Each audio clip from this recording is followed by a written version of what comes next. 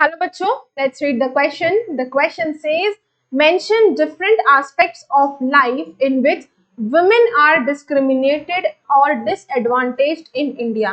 तो आपको बताना है, आपको मेंशन करना है, बताना है वो डिफरेंट डिफरेंट एस्पेक्ट्स वुमेन्स के, औरतों के जिंदगी के, जहां जहां उनको डिस्क्रिमिनेट किया गया है, यानी जहां भेदभाव करते हैं उनके साथ, और वुमेन्स जहां जहां डिसएडवांटेज्ड है इंडिया में. So the answer is, in the patriarchal society of India, women face disadvantage in India.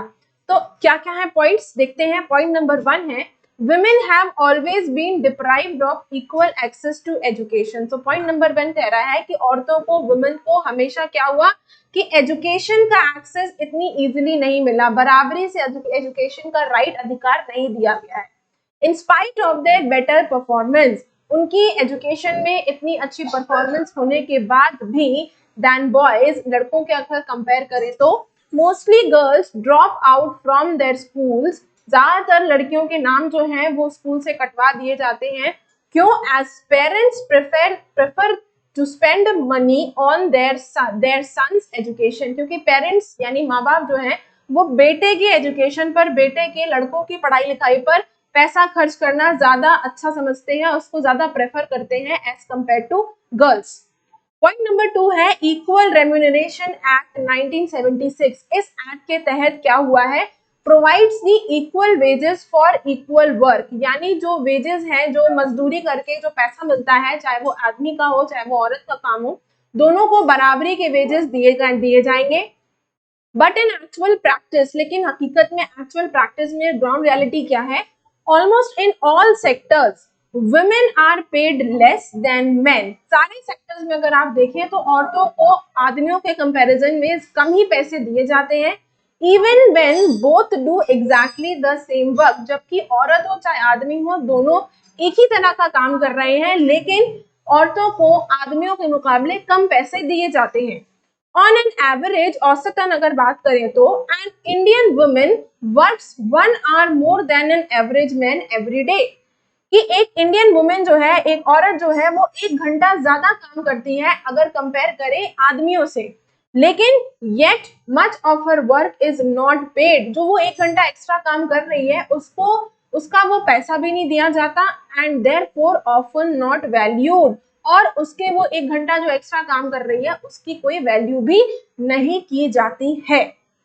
Then the third point is, in many parts and societies of India, India के कई parts या society, अगर India की society में आप देखें, the girl is deemed to be a liability and the boy an asset. लड़कियों को लाइबिलिटी यानी जिम्मेदारी समझी जाती है, वेराज बॉयज को एसेट समझा जाता है. In spite of declaring sex discrimination before birth an offense, ये एक ऑफेंस है कि बच्चे के पैदा होने से पहले उसका सेक्स डिस्क्रिमिनेशन पता करना कि वो लड़का है कि लड़की है, ये एक ऑफेंस है. हर जगह आप हॉस्पिटल्स में देखते भी हैं कि लिखा रहता है. Some parents find a way to have the girl child aborted before she is born. फिर भी कुछ माँ बाप ऐसे हैं जो कि कुछ ना कुछ तरीका निकाल लेते हैं ये पता करने के लिए कि एक्चुअली जो बेबी आने जा रहा है वो कोई बॉय है कि गर्ल है.